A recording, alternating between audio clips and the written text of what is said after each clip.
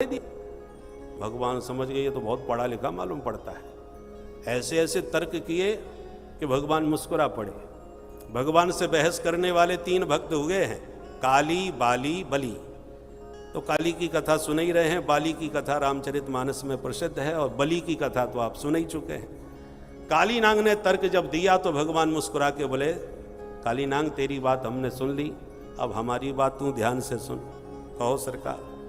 भगवान बोले, तुम विषैले हो, विष बमन करते हो, इसलिए हमने तुम्हारे लिए अलग देश बना करके दिया था जिसका नाम है रमणक द्वीप, जहां सिर्फ सर्प जाति का ही वास है। तो भगवान ने कहा जब हमने तुम्हारे लिए अलग देश बना के दे दिया तो आपको हमारे देश में इस प्रकार जहर फैलाने का क्या अधिकार है? बोलो राधे राधे। और तुम्हें यहीं बैठ करके चारों तरफ जहर फैलाना था तो देश के टुकड़े क्यों करवा दिए भाई? क्यों तुमने अपने लिए देश अलग बनाया? कालीनांग बोला, महाराज यदि आप आदेश दें तो हम तो अपने देश को चले जाएं जो हमारे लिए बनाया है। भगवान बोले, यही हम चाहते हैं, तुम या तो अपने देश में जाओ या हमारे देश में हमारी भारतीय संस्कृति को समझ के रहो। हमारा भारतवर्ष की जो मूल संस्कृति है, सर्वे भवन्तु सुखिनः सर्वे सन्तु निरामया, वसुधैव कुटुम्बकम की उदात्त भावना से भरा हुआ भारतवर्ष है। यहाँ पर तुम भी भाईचारे के साथ हमारे बीच रह सकते हो, किंतु भाई को ही तुम चारा बना करके भाईचारा बनाना चाहो तो कैसे चलेगा? इसलिए भाई या तो अपने स्वभाव को बदल लो या हमारी संस्कृति में अपने को ढाल लो, तो बड़े प्यार से हम तुम्हें भी अपने साथ रखेंगे। और यदि ये संभव नहीं है तो अपने देश में चले जाओ जो तुम्हारे लिए हमने बना के तैयार किया है। काली नांग हाथ जोड़ के बोला, स्वभावो दुस्त्यजो नाथ, प्रभु क्षमा चाहता हूँ, व्यक्ति को अपना स्वभाव बदलना असंभव है, हम लोग स्वभाव नहीं बदल सकते। भगवान बोले, क्या है तुम्हारा स्वभाव, जरा हमें भी बता दो। काली नांग बोला, हमारा स्वभाव ये है सरकार कि जब हम अल्पसंख्यक होते हैं तो बिल में छुप के बड़ी शांति के साथ रह लेते हैं, पर हमको अपनी संख्या बढ़ाते देर नहीं लगती। जहां हम बहुमत में आते हैं, संख्या हमारी पर्याप्त हो जाती है, सोई हम फन फुसकारना चालू कर देते हैं, फिर अपने अलावा किसी को भी जीवित नहीं रहने देते, सबका डंस करके विष बमन करके सारे वातावरण को अपने जैसा बना लेते हैं। ये हमारी प्रकृति है और वो प्रकृति हमसे बदली नहीं जा सकती। भगवान बोले, यदि आप स्वभाव नहीं बदल सकते तो अपने देश में जाके अपने भुजंगों में भर्ती हो जाओ, जितनी मर्जी आवे जहर फैलाओ, हमें तुमसे कोई शिकायत नहीं। परंतु यहां रह के यदि तुमने विष फैलाया तो याद रखना काली नांग, तुम भोगी हो तो हम भी योगी हैं। बोलो राधे राधे। काली की फनाली पर थिरकना हमको भली भांत आता है, यदि तुमने जहर फैलाने का प्रयास किया तो महाराज तुम्हारे बिल से खोद खोद करके बुलडोजर से तुम्हें बाहर निकालेंगे हम। इसलिए ये फन फैलाना बंद करो और भारत की संस्कृति में घुल मिल करके अपने स्वभाव को बदलने का प्रयास करो, नहीं तो अपने देश जाओ। काली नांग बोला, महाराज हमारे देश की हालत तो बहुत ही खतरनाक है इस समय, खाने के लाले पड़ रहे हैं, अपने देश जाके खाएंगे क्या हम?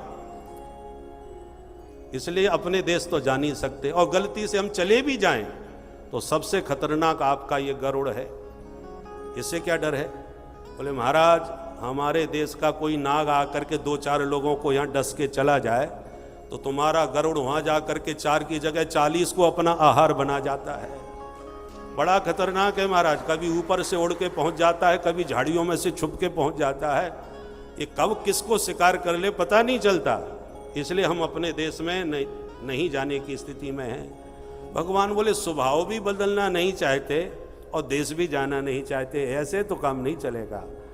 देखो हमारा गरुड़ सांपों का आहार करता है, किंतु किन सांपों का? जो आस्तीन के सांप होते हैं, जो रहते हमारे देश में हैं, खाते हमारे देश में, दूध घी यहाँ का पीते हैं और हमारे ही देश के पराभव पर पटाखे फोड़ने लग जाते हैं।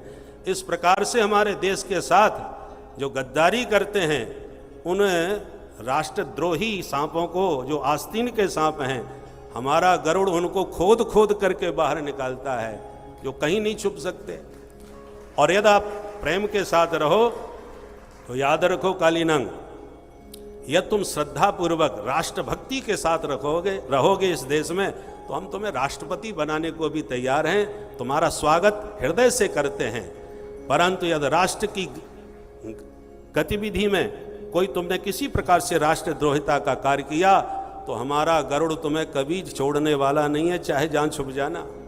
काली नांग बोला ठीक है, तो हम अपने ही देश चले जाते हैं सरकार, परंतु इतना हमें आश्वासन मिल जाए कि गरुड़ से हमें कोई खतरा न रहे। भगवान बोले नृत्य कर करके हमने अपने चरणों की मोहर तुम्हारे फन पर अंकित कर दी है, इसलिए अब तुम्हें किसी से भयभीत होने की आवश्यकता नहीं। दो प्रकार के कुत्ते होते हैं, पालतू और फालतू। तो जो पालतू कुत्ते होते हैं उनके बड़े ठाठ होते हैं महाराज, पर जो फालतू होते हैं वो चारों तरफ पिटते हैं। जिस घर में जाते हैं रूखा जूठा भी खाएं तो भी डंडे खाने पड़ते हैं उन बेचारों को, परंतु जो पालतू होते हैं उनके ठाठ देखने लायक होते हैं। दोनों की पहचान क्या है? पहली पहचान यह है कि पालतू के गले में पट्टा होता है जो मालिक की पहचान का संकेत देता है। दूसरी विशेषता यह है कि वो फालतू हर घर में नहीं घुसा फिरता, वो एक ही दरवाजे पर पूरी निष्ठा के साथ रहता है और मालिक उसका पूरा ध्यान भी रखता है। इसलिए मन कुत्ता दर दर फिरे तो दर दर दुर दुर होए, पर एक ही दर को वह रहे तो दुर दुर करे न कोई। एक भरोसो एक व्रत एक आस विश्वास। जब राम जी के हो गए तो राम जी के पूरी तरह बन जाओ।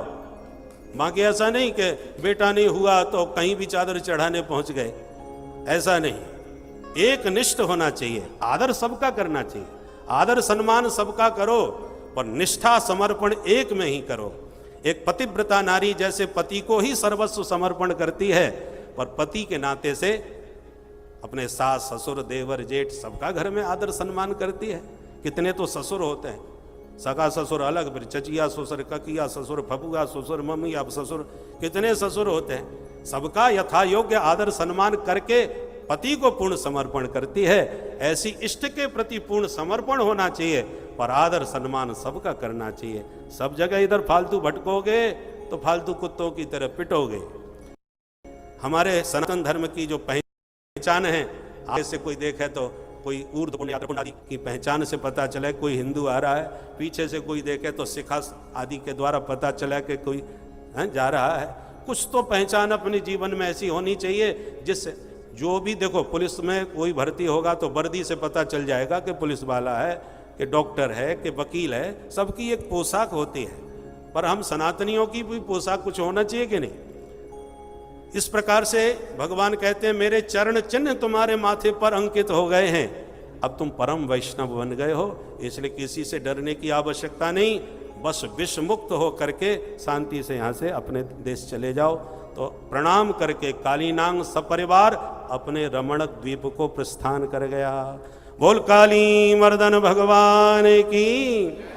जो मैया ने काली की फनाली पर खड़े बनवारी को देखा तो डर के मारे चिल्लाने लगे, ओरे कन्हैया जल्दी आ जा, नहीं काट लेगो।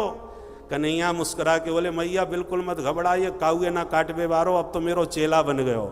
या काली नांग को मैंने नाच लियो, अब काउए परेशान करबे बारो ना है। दाऊ दादा ने दौड़ करके कन्हैया को अपनी छाती से लगाया, क्योंकि 100 फन वाले का जहर लगा है गोविंद के श्रीअंग में, और शेषावतार बलराम जी 1000 फन वाले दाऊ जी महाराज हैं। इसलिए आश्लेष के बल पर संपूर्ण विश्व का समन किया, तब ब्रजवासियों से मिलने दिया। ब्रजवासियों को कन्हैया को पाकर ऐसा लगा जैसे तन्वह प्राण में वागतम, मानो मृत शरीर में पुनः प्राणों का संचार हो गया हो।